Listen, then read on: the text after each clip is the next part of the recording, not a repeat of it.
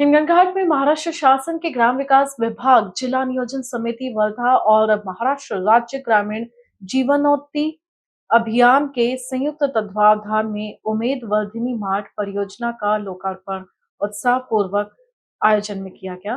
ग्रामीण महिलाओं की आर्थिक उन्नति के लिए यह पहल एक महत्वपूर्ण कदम मानी जा रही है। परियोजना का उद्घाटन विधायक समीर कुनावार के हस्ते संपन्न हुआ। इस अवसर पर जिला परिषद के मुख्य कार्यकारी अधिकारी पराग सोमन, नगर अध्यक्ष डॉक्टर नयना तुलस्कर, समूह विकास अधिकारी ज्ञानेश्वर सावसाकड़े, परियोजना संचालक वैशाली रसाड़ आदि पदाधिकारी बड़ी संख्या में उपस्थित थे। उम्मीद वर्धिनी मार्ट के माध्यम से महिला स्वयं सहायता समूह द्वारा तैयार किए गए विभिन्न उत्पादों को स्थिर और विश्वसनीय बाजार उपलब्ध होगा। इससे महिलाओं को सीधे बिक्री का अवसर मिलेगा, बिचौलियों पर निर्भरता कम होगी और उनकी आय में वृद्धि होगी। यह उपक्रम महिलाओं के आत्मविश्वास, स्वाभिमान को नई ऊंचाई देने के साथ ग्रामीण अर्थव्यवस्था को मजबूती प्रदान करेगी। हिंगणघाटसाठी एक अतिशय आनंदाची गोष्ट आहे की आपल्या हिंगणघाटच्या एक व्यावसायिक सामाजिक याच्यामध्ये एक भर पडलेली आहे आणि या ठिकाणी आज वर्धनी मॉलचं लोकार्पण झालेलं आहे।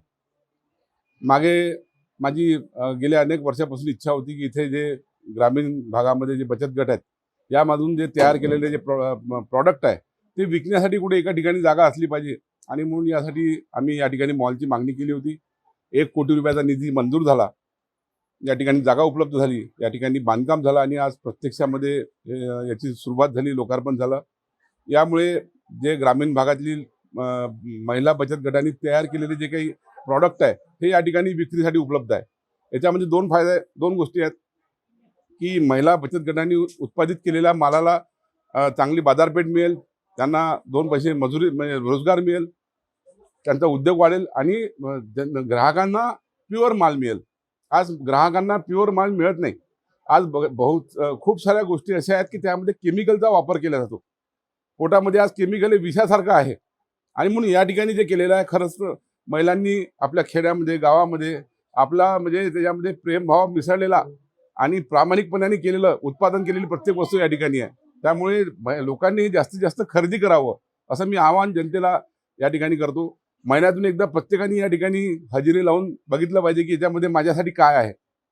ज्या काही इथल्या लहान गोष्टी असेल, बारीक गोष्टी असेल, काही नवीन गोष्टी सुद्धा या ठिकाणी विक्रीसाठी ठेवलेल्या आहेत। म्हणून प्रत्येकाने या ठिकाणी भेट दिली पाहिजे आणि या ठिकाणून वस्तू खरेदी केल्या पाहिजे आणि त्यामुळे केमिकल रहित या ठिकाणी त्यांना एक तर माल मिळेल आणि महिला बचत गटांना त्याचा फायदा सुद्धा होईल। आणि मी धन्यवाद देतो की जिल्हा परिषदचे सीओ श्री पराग सोमन साहेब, आमच्या पीडी आहेत रसाळ मॅडम, जिल्हाधिकारी पालकमंत्री महोदय यांनी मदत केली आणि आज या ठिकाणी वास्तू उभी झाली।